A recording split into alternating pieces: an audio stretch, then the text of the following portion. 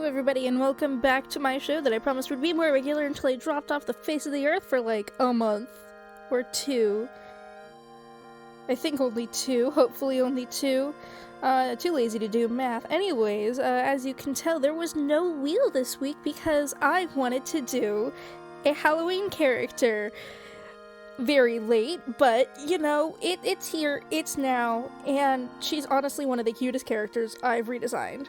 This is very fun, and I was kind of iffy on her at first because I did plan to do a Halloween character every week and was gonna start with my least favorite and work toward my favorite, but we're just doing one this year, and that's okay. That just means we'll have more things available for years in the future. But yeah, her name is Fairy Fun, and I decided to make her design a little more Halloween-y, as you'll see later. Right now we're just working on the pose, which I decided I would just rip off the original pose because I thought it was very cute and I liked it a lot. Unfortunately, the wings did give me a hard time, but you know, we figure it out. As I was working through, I was like trying to figure out what we were going to do with this character, and eventually I decided that she would be a very fun, very spunky, like, tween, like later tween, no, early tween, because this is like her last, and I guess it's not Halloween, it's Nightmare Night. This is like her last Nightmare Night, and she is having a whole crisis on how she is going to enjoy her favorite holiday when she's no longer considered a child, and you know, figuring out that, like, you know, the joy in like scaring others or helping putting everything together, that it's not all about, you know, being the one trick-or-treating or being the one scared, that, you know, there's all these other people that are necessary to make these holidays happen, and being a part of making everything happen is just as fun as getting to participate yourself. Which I think is a lesson that not a lot of people go through, because it's really hard to tackle, especially for like some of the bigger holidays. Like if you're gonna do a Christmas special on like how do you enjoy Christmas without the Santa, without, you know, the spoilers, without your Santa stories.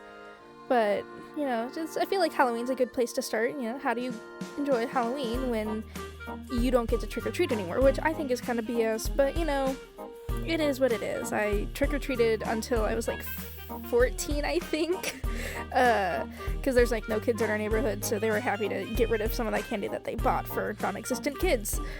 But you know, just I think it'd be very fun to like have like a nice little picture book, or maybe a bit more of a chapter book on growing up and getting to that point of you really have to acknowledge that you're not a kid anymore, but that doesn't mean life has to suck, you know. Yeah, I like to imagine that she has a little sibling and she gets to learn how to share what she enjoyed about holidays with her little sibling. Man, I love this character so much, and like everything that I brainstormed for her, like I would really love to like actually see work done with her. I mean, I know that's not realistic, but yeah. Totally forgot to talk about the design. I didn't change much. I made the colors a little bit more Halloween-y. I just thought that, you know, if we're gonna have a Halloween themed character, why not, you know, give a bit more of that orange, just a little bit more of a fall feel, also to help separate her from some of the other white body pink hair pony designs that were so prevalent in G3. Like I think half of the ponies are white body pink mane, or white body like sherbet colored mane. Her hair, I kind of just made it really fun, really crazy. Like it's still very styled, but it is like intentional chaos, because I feel like that really embodies what this character is about, is like crazy fun with meaning behind it. It's not just for the sake of it.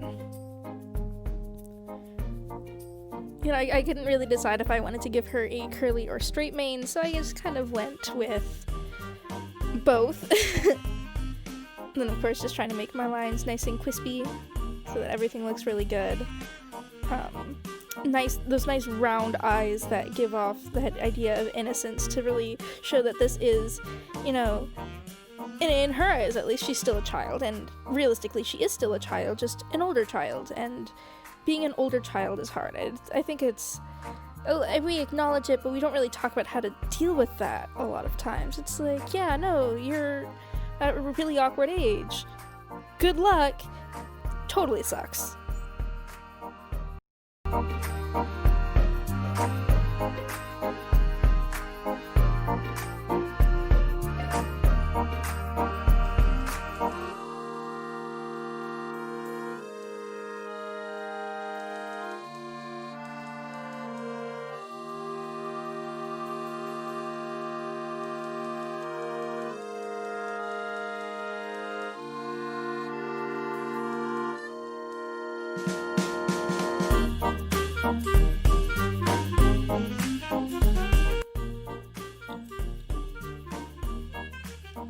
So when thinking about this character, I may or may not have planned like an entire like book with title and everything. It's like, you know, Fairy Fun's last nightmare night, you know, make it sound like super dramatic, like, oh no, this is like her last year to celebrate.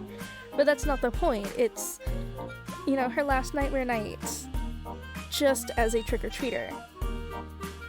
And it's just, oh man, it's like, not only is it like, you know, how to enjoy things while growing up, but also that, you know, idea of the joy of giving back to others, which is such an important lesson to learn. I feel a lot of people don't learn it soon enough, and then they're affluent and uncaring, and they're like, you know, I like receiving, why would I give?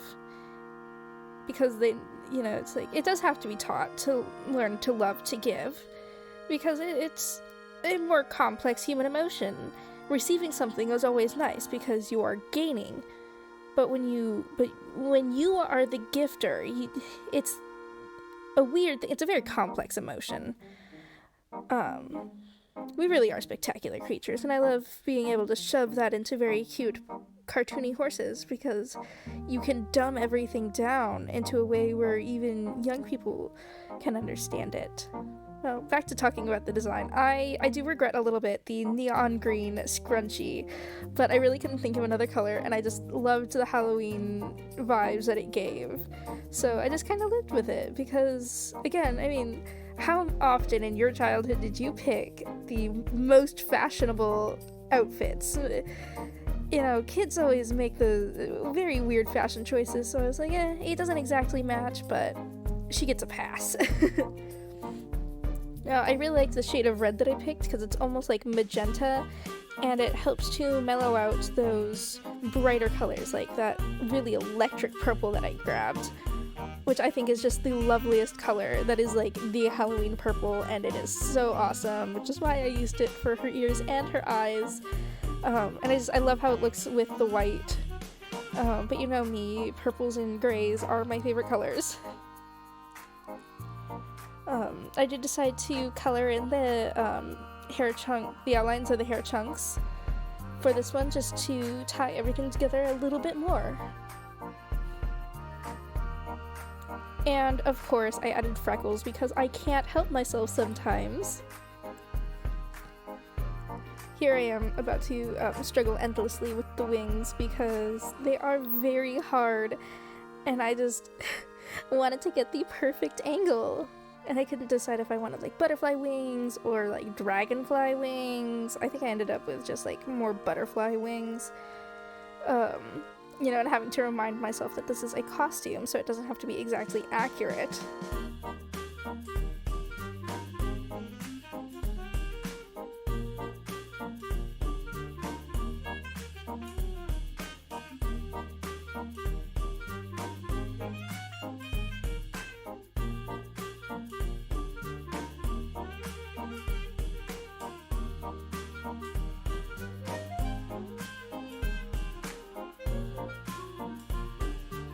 I love the design I chose for the wings because it does remind me a lot of my actual pony toys from when I was little. And then we move on to the cutie mark. I liked the original cutie mark design, so I decided to keep it and just simplify everything to make it easier to replicate even though it isn't really easy because I did keep it pretty complex, but it's cute, so it passes.